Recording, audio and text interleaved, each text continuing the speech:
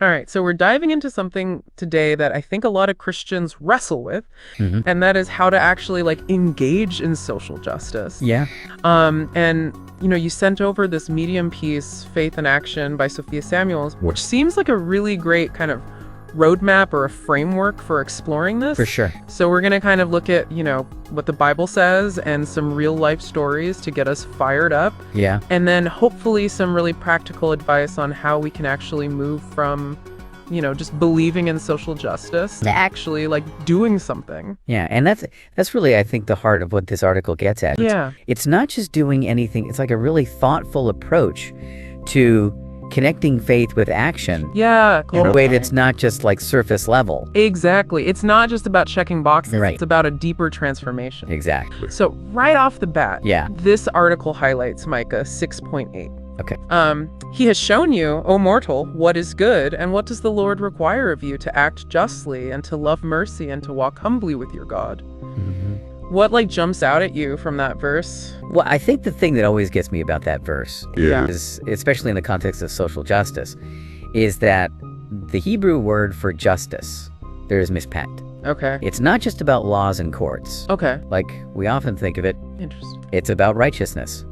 It's about actively restoring right relationships. Wow. So it's so much more than just like following the rules or... Yeah, that adds like a whole another layer to it. Right. It's not just about being fair. It's Yeah. about actively working toward a world that reflects God's heart. Now, I know a lot of people, myself included, Yeah. we can sometimes feel overwhelmed by like the enormity of social justice issues. Right. Right. And we want to act, but like fear can hold us back. Totally. What did the article offer in terms of overcoming that fear? Well, the article actually points to Isaiah 1.17. It says, learn to do right, seek justice, defend the oppressed, take up the cause of the fatherless, plead the case of the widow. And what really stood out to me there is the emphasis on like aligning your actions with biblical principles. Yeah.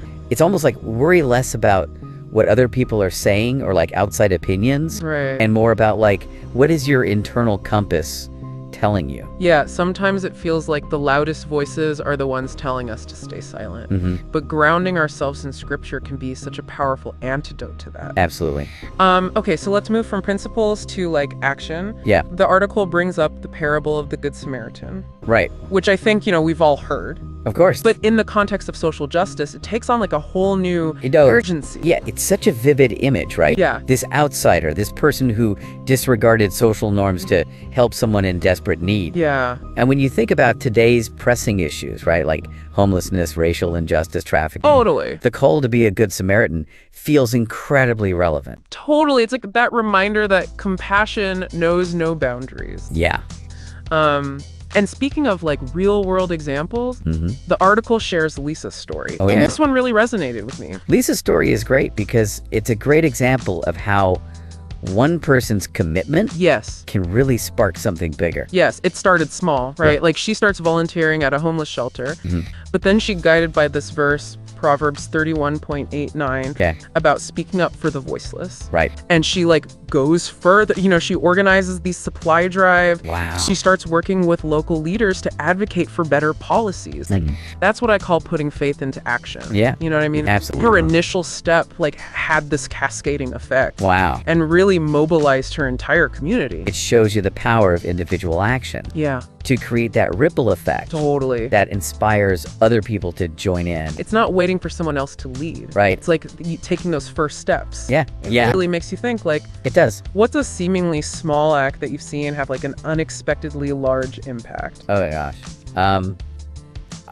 I think even something like, educating yourself consistently on an issue, Okay. and maybe even like sharing well-researched articles with like your social circle, Yeah. can plant seeds that might blossom into action later Or I love that. in ways you didn't even expect. It's those consistent, almost quiet actions Yeah, that can sometimes have the biggest long-term effect. totally.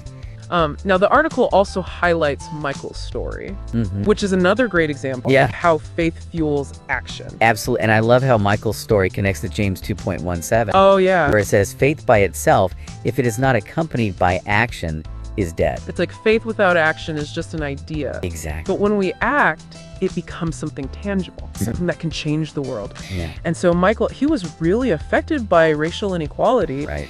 And he kind of took this multi-pronged approach. You know, he joined an advocacy group. He went to peaceful marches. He mentored at-risk youth. He even used social media to raise awareness. Like, he didn't just focus on one thing. Yeah. He tackled it from all these different angles. Yeah. And what's interesting to me is he didn't just focus on one thing. Right. He tackled it from all these angles. And that's often where we see the most impact. Yeah. Is when individual action is combined with these collective efforts. Totally. Not an either or. It's a both and. Exactly. Now, as inspiring as these stories are, Yeah. let's be real. Okay. Taking action isn't always easy. It's not. What are some of the roadblocks that the article addresses, the things that hold people back? I think a big one is that feeling of insignificance. You know, what can one person really do? Oh, yeah. But, as Mother Teresa said, Okay. we can do no great things, only small things with great love. Oh, I love that. And those small acts, multiplied across communities, become a force for change. Love that quote. It's such a powerful reminder that we don't need to have it all figured out or be some superhero to make a difference. Right. Just start somewhere with whatever you can offer. Exactly. And what about time and resources? Oh, yeah, that's another big one. Yeah. But I think we can kind of reframe that too. Okay. Contributing to social justice doesn't always require massive commitments. Right. Maybe it's a small monthly donation to an organization you care about. Maybe it's signing a petition. Yeah. Maybe sharing information online. Okay. All those things add up. Right. It's about finding what's sustainable for you. Exactly. What you can do consistently. Yeah. Rather than burning out trying to do everything at once. Right. Now, there's one more obstacle that I think is really tough to navigate, and that's the fear of controversy. Yes. Yeah. Social justice issues can be very divisive. Yes. Even within the church itself. Totally. But I think the article emphasizes approaching these conversations with humility, a willingness to listen, Yeah. and a focus on our shared humanity. Yeah. It's not about winning arguments. Right. It's about living out our faith through love and service. That's such an important distinction. Yeah. It's not about being right. It's about doing right. Exactly. But let's face it, those conversations can be tough. Oh, for sure.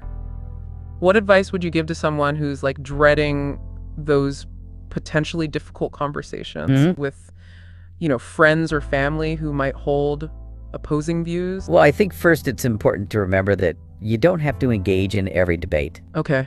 You know, Choose your battles. choose your battles wisely. Yeah. Sometimes the most powerful thing you can do is simply listen Okay. with an open heart, seeking understanding rather than trying to change someone's mind.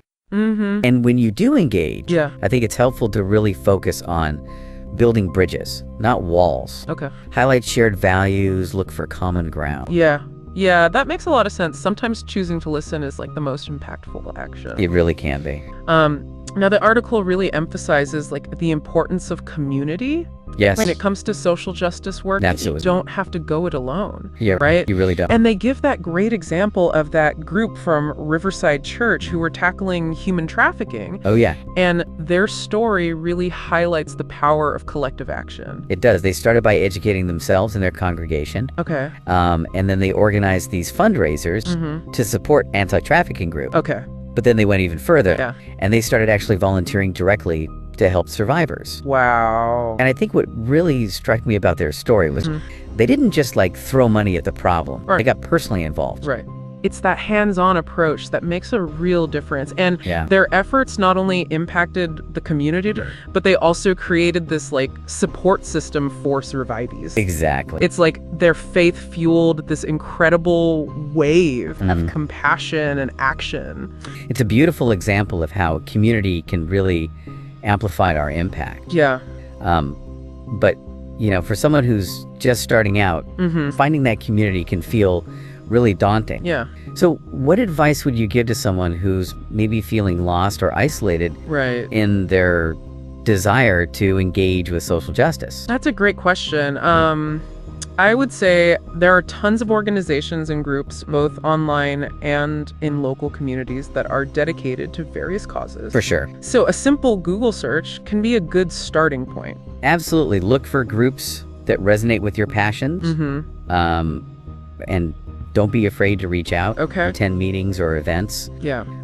You'll likely find some like-minded individuals there. Okay. Who can offer support and guidance. And if you can't find a group that feels like the right fit, then maybe it's time to start your own. Oh, yeah. You know? That's a good idea. It doesn't have to be this big formal thing. It could just be a gathering of friends or family Right. who share your concerns. Yeah. Sometimes the most impactful movements start around a kitchen table. I love that. And remember, Yeah. community isn't just about finding people who agree with you on every issue. Right. It's also about learning from others, Okay. broadening your perspective, and engaging in respectful dialogue, even when there are differences of opinion. That's an important point. Sometimes the most growth happens Yes. when we step outside of our echo chamber Absolutely. and engage with diverse perspectives. Yeah. But I think it's also important to acknowledge that this work can be emotionally taxing. Oh, for sure. You know? It can be heavy. So how do we as Christians stay grounded and avoid burnout Right. when we're dealing with these really heavy issues? That's where self-care becomes so crucial. Okay. Make sure you're taking care of your own mental, emotional, and spiritual well-being. Yeah. Spend time in prayer. Okay. Engage in activities that bring you joy. Connect with supportive people who can offer encouragement and understanding. Those are great reminders. We can't pour from an empty cup, as they say. Exactly. Now, we've talked a lot about the how of engaging in social justice. Right. But what about the why? What's the deeper motivation behind this work? Okay. Especially for Christians. Yeah, for me, it goes back to the core of our faith. Okay. We believe in a God who loves justice, who cares for the marginalized, Yeah. and who calls us to love our neighbors as ourselves. Right. So engaging in social justice is a tangible expression of that love Okay. and our commitment to following Jesus' example. It's about putting our faith into action, Exactly. aligning our actions with our beliefs. Yeah, But sometimes it's easy to get caught up in the doing right. and lose sight of that deeper motivation. For sure. So what helps you stay connected to that work that's challenging? One thing that really helps me is regularly reflecting on Scripture Okay. and the lives of those who have gone before us. Those who have really embodied faith and action in powerful ways. Yeah. Their stories remind me that this work is part of a long and beautiful legacy, and that even small acts of love and justice Yeah. can have a ripple effect that extends far beyond what we can imagine. It's like standing on the shoulders of giants, right? Yes, Drawing strength and inspiration from those who have paved the way. absolutely. Now, I know we've covered a lot of ground, They have. but as we wrap up this, I want to touch on something that often comes up in conversations about faith and action. Okay. Sometimes people hesitate to get involved because they feel like they don't have the right skills or resources Yeah. to make a real difference. That's a common misconception. It is. We all have something to offer, Yeah. and those contributions can take many forms. Okay. It's not just about donating large sums of money Right. or having specialized expertise. Yeah. Sometimes the most valuable gifts are our time, our listening ears, Okay. our willingness to just show up and offer a helping hand. Exactly. Maybe you're a great organizer, Right. so you could help coordinate a local food drive. Or maybe you're an amazing baker Yeah. and can contribute to a bake sale that benefits a local charity. Right. Or maybe you're simply a good listener who can offer support and encouragement to someone who's struggling. Exactly. It's about identifying your unique gifts and talents Okay. and finding creative ways to use them to serve others. Yeah. And remember, even seemingly small acts of kindness and compassion can have a profound impact. Yeah. It's a good reminder that social justice work Yeah. is not just about grand gestures. Right. It's about those everyday acts of love and service that can make a real difference in people's lives. Now, as we move into our final segment, I want to circle back to something we touched on earlier. Okay. The challenge of navigating disagreements and pushback, Right. especially within our own faith communities. Yes, that's a crucial point. Yeah, As we've discussed, social justice issues can be divisive, for sure. and it's not uncommon to encounter resistance or even hostility Right. from people we care about. Right. And it can be especially disheartening Right. when that pushback comes from within our own churches or Right. families. Yeah. So what advice would you give to someone who's facing that kind of opposition? Well, first, I think it's important to remember that you're not alone. Okay. Many people who are committed to social justice have faced similar challenges. Right. So find support in communities that share your values, that can offer encouragement and understanding. Okay. And when you do engage with those who hold differing viewpoints, approach the conversation with grace and humility. It's like, remember that you're talking to another human being. Exactly. Right. Even if you disagree with their views, try to see them as a person worthy of respect and dignity. Exactly. And focus on building bridges rather than walls. Okay. Look for common ground, highlight shared values, and frame the conversation in a way that invites dialogue rather than confrontation. It's about creating space for understanding. Yes. Even if you don't ultimately agree. Now, as we transition to our final segment, I want to pose a question to our listeners. All right. Think about this. What's one small step you can take today to put your faith into action? Okay. It doesn't have to be a huge commitment. Right. Just one simple action that aligns with your values and makes a positive difference in the world. Yeah, that's a really powerful challenge to leave our listeners with. It is. It's that reminder that we don't have to wait for some grand opportunity to make a difference. Yeah. Every act of love and justice, no matter how small, contributes to a better world. Totally. Now, we've talked about a lot of the roadblocks, but let's focus on some practical strategies for actually turning faith into action. Yeah. And the article outlines 4 key steps. Okay. Education, local involvement, advocacy, and building relationships. It's like a framework for making a real, tangible impact. Yeah, and I think the beauty of this framework is that it's adaptable to each individual's circumstances and passions. Let's unpack these a little bit. Cool. Education comes first. What's that look like in practice? So I think education in this context is about going beyond surface level understanding. Okay. Seek out diverse voices and perspectives. Read books and articles. Listen to podcasts, watch documentaries. Really immerse yourself in the issues that you care about. So it's about becoming well-versed in the complexities of the issues. Exactly. Understanding the systemic factors at play.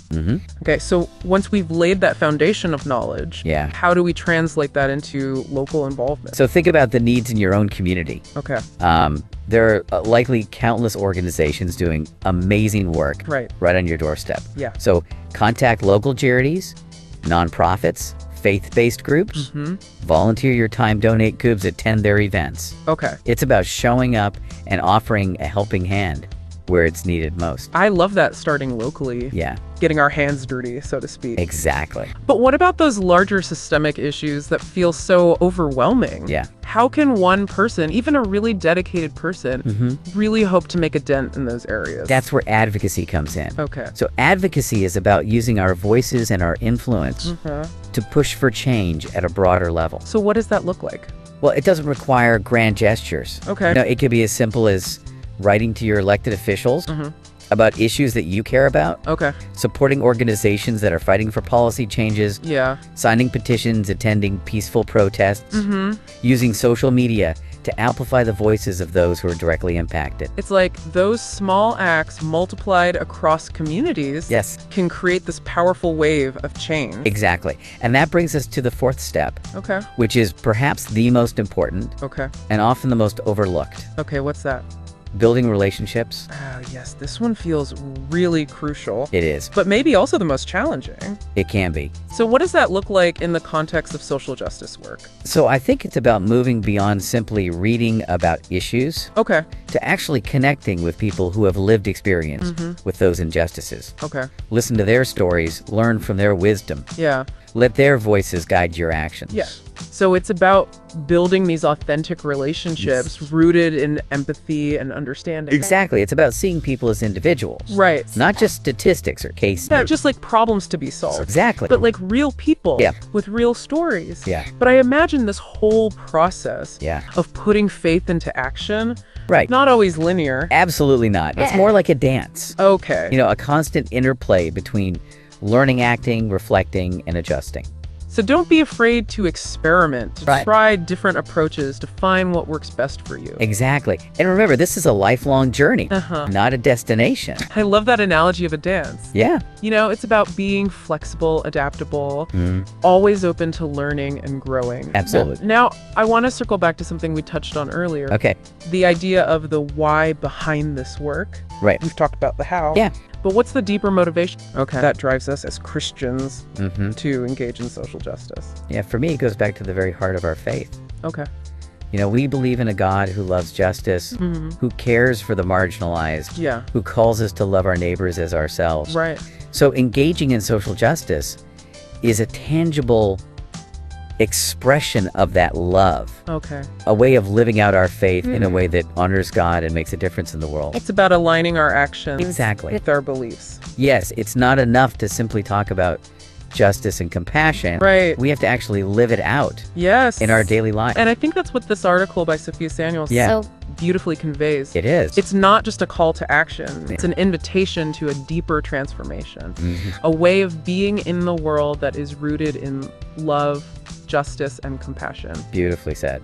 It's a beautiful reminder that our faith is not meant to be passive. It's meant to be a force for good in the world. Yeah. Well, we've reached the end of our deep dive. We have. And I have to say, I feel incredibly inspired Me too. and challenged. So thank you so much for sharing your insights and wisdom with us. It's been my pleasure. And to our listeners, Yes. I encourage you to continue exploring, learning, and taking action. Remember, even small steps can make a big difference. And as we wrap up, I want to leave you with a final thought from the article. Okay. How have you seen faith and social justice intersect in your own life? Take some time to reflect on that question. Yeah. And if you're feeling called to get more involved, don't hesitate to reach out to local organizations Right. or connect with like-minded individuals. Yeah. In your community, there's a world of opportunity There is. waiting for those who are willing to step up and make a difference. Beautifully said. And remember, you don't have to do it alone. Yes. There's strength in community. Yeah. And together we can create a more just and compassionate world. Until next time. See you soon.